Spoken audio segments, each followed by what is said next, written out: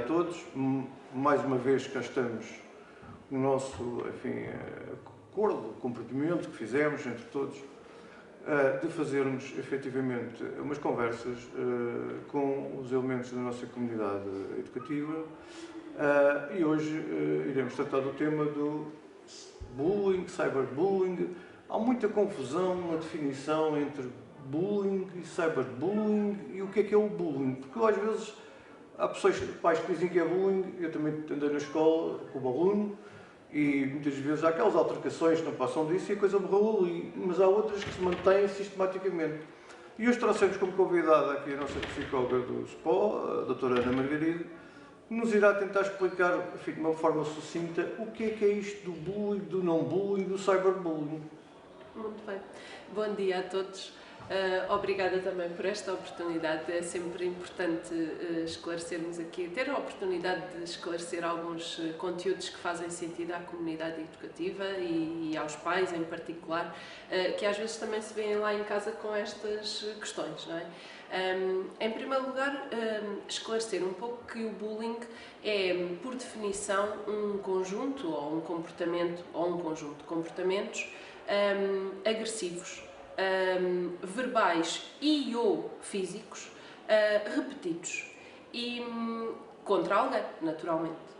Estes comportamentos acontecem muitas vezes no contexto escolar, uma vez que também é um contexto por excelência que envolve vários jovens e onde eles interagem uns com os outros e, portanto, é um meio propício também para o bom e para o mau, que neste caso são as situações de bullying.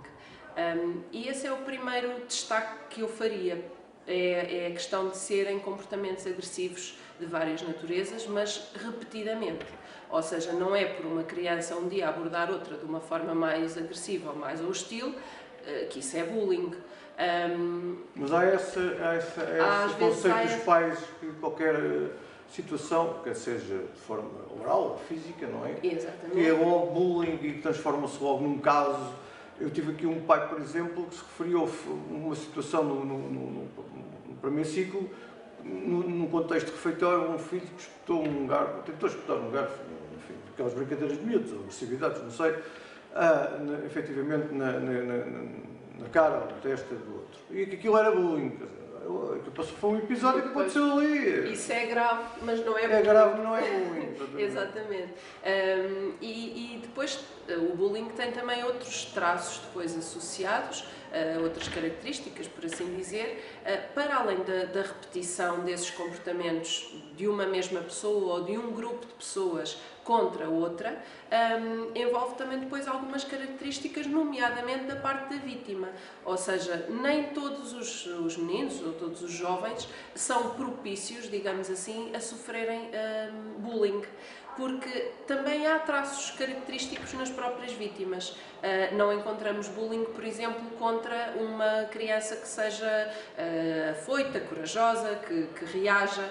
Porquê? Porque temos aqui algumas questões que também têm a ver com a definição de bullying, ou neste caso dos agressores, dos ditos bullies, que se alimentam, digamos assim, de determinadas reações por parte do outro. Ou seja, quando investem uma agressão no outro, esperam uma determinada resposta.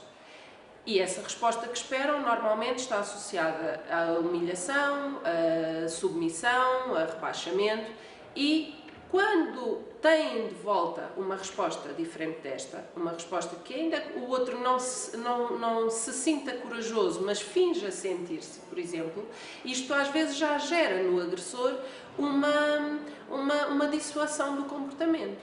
Ou seja, ele já perde ali um bocadinho o impacto que julgava ir ter. E isso às vezes só por si faz com que as situações de bullying não se concretizem, ou seja, não cheguem a ser bullying, porque o agressor não obteve a resposta que esperava e, portanto, acaba por, às vezes, desistir um bocadinho de ir por ali, porque vê que com aquela pessoa não vai ter o efeito desejado. Estas pessoas, os agressores, nestes casos, são jovens, e muitas vezes jovens, mas são pessoas que, de alguma forma, também às vezes precisam de ajuda. Portanto, não só as vítimas, que naturalmente são humilhadas e e agredidas, ficam numa situação frágil e precisam de ajuda, mas também os agressores. Porquê? Porque têm determinados desvios da personalidade, podem ainda não ser patológicos, isso depois teria que ser com mais informação para retirar essas conclusões, mas têm desde logo ali alguma propensão para, como eu dizia há pouco, para se alimentarem a sua satisfação pessoal da insatisfação ou de... Eu já tive uma vez conhecimento, perdão a interrupção, de uma situação com um psicólogo, um colega seu, perguntou ao agressor como é que ele escolhia as vítimas. E ele disse: vou ao quadro de honra. Pois, portanto... normalmente também temos esse fenómeno nos bons alunos, não é? São assumidos como bons alunos e não só, é aquele protótipo do... Voltando aqui a centralizar a nossa conversa também num tema, porque o nosso tempo é escasso, no cyberbullying.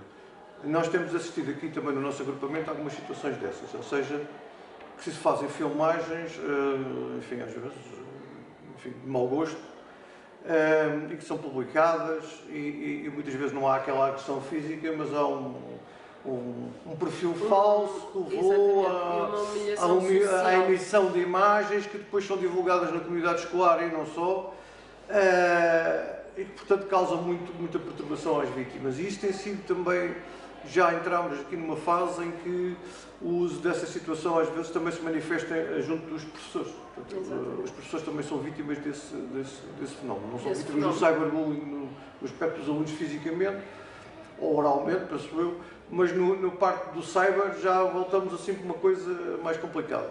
E temos, como é que nós, enfim, nós fizemos aqui umas sessões de esclarecimento com a Polícia Judiciária, com a GNR, com a CPCJ, com o nosso grupo, que até foi a doutora Ana Margarida que esteve presente, onde tentámos explicar a uma série de alunos o que era o problema do cyberbullying. Mas se nos pudesse dar aqui só para os encarregados de educação, para a outra comunidade que nos está bem dentro destes temas, o que é o conceito de cyberbullying? Então, associando à definição que já dei de bullying, o cyberbullying assume mais ou menos as mesmas características, mas com conteúdos digitais. Ou seja, em vez do jovem se dirigir a outro pessoalmente e agredi-lo, verbalmente ou fisicamente, ou as duas coisas juntas, ele usa imagens ou conteúdos digitais de alguém para os partilhar, para os divulgar ao público e especialmente se as imagens tiverem algum conteúdo que o agressor considera que de algum modo pode incomodar o outro. Particularidades do cyberbullying relativamente ao bullying é que o bullying acontece presencialmente e, portanto, eu tenho alguns meios de me escapar ao agressor, digamos assim, que se tivéssemos tempo poderíamos também falar aqui um pouquinho, mas remetendo aqui para o cyberbullying, uma das particularidades é esta, que eu não me consigo ver livre do agressor. Porquê? Porque ele consegue agredir-me mesmo longe de mim. Ele consegue agredir-me através da internet, através das redes sociais, em minha casa, que deveria ser o meu espaço seguro, e as vítimas, no caso do cyberbullying, nunca se sentem seguras, porque na própria casa, no seu próprio quarto, junto da família, junto dos amigos, há sempre uma rede social, há sempre um conteúdo a circular na internet. Ou seja, é muito mais agressivo, torna a situação mais estressante para a própria vítima, porque quando saía da escola, sabia que estava segura e que o cyberbullying nunca está seguro em lado nenhum, porque está sempre a ser confrontado com aquelas imagens. Exatamente. Para além de deixar rastro. Era o que eu ia dizer, há outro fenómeno que é o da pegada digital, não é? Que uma vez uma imagem na internet nunca mais desaparece dali, enquanto que, como estava a dizer o Sr. Diretor e muito bem, o aluno que sofre bullying presencial na escola sabe que saindo da escola vai deixar de estar sujeito àqueles meninos, àqueles colegas.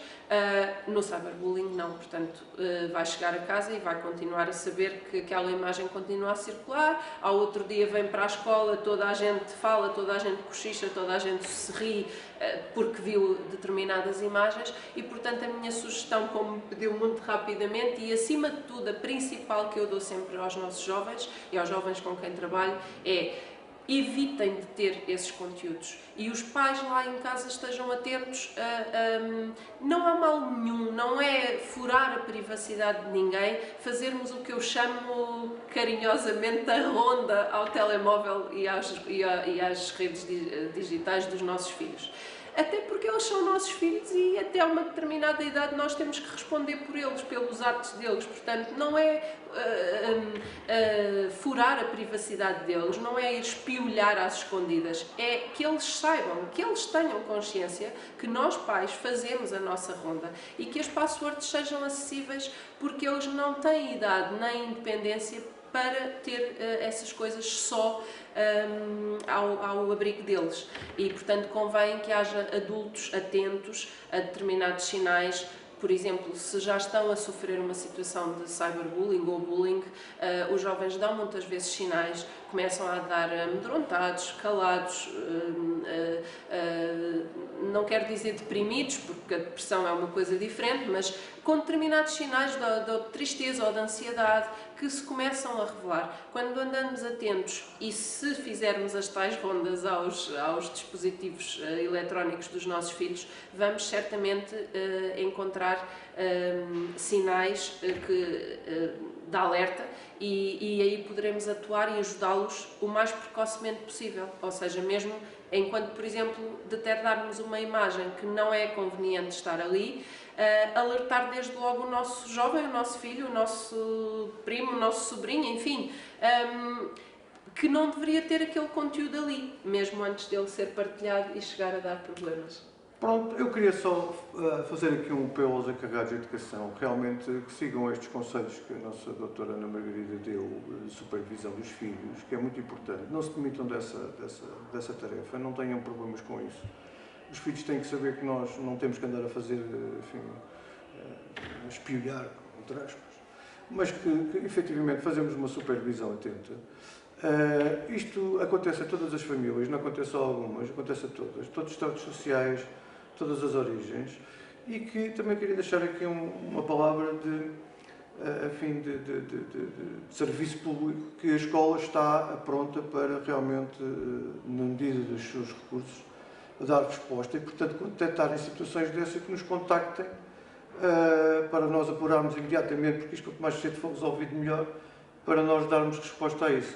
Queria agradecer aqui à doutora Margarida pela disponibilidade que teve aqui para connosco esta conversa e terminaria aqui para o próximo podcast que teremos no mês de abril.